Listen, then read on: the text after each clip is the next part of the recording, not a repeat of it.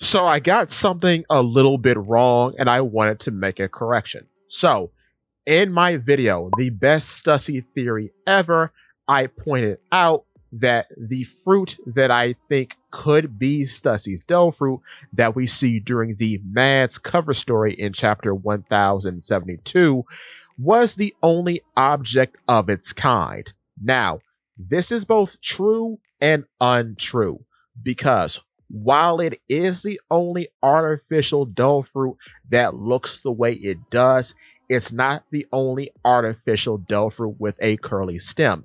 As we see when Momonosuke eats his fruit in Punk Hazard, his artificial dough fruit does have a curly stem.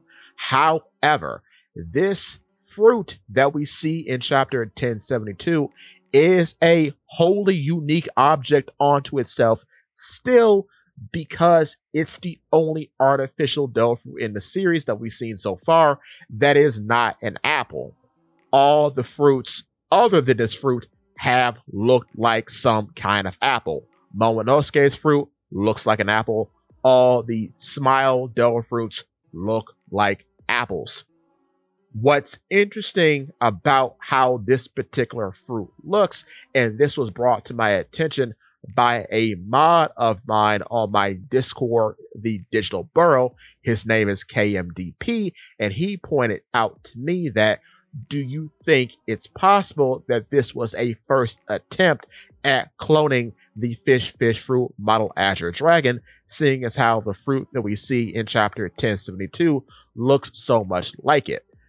I like this line of thinking. I think this is a very unique idea, and I think this is on the right path. However, based on this chapter, starting with the introduction of Stussy being the first human clone in history and ending with confirming that she's the first human clone in history and a dough fruit user, Occam's razor suggests that the simplest solution is most likely the correct one.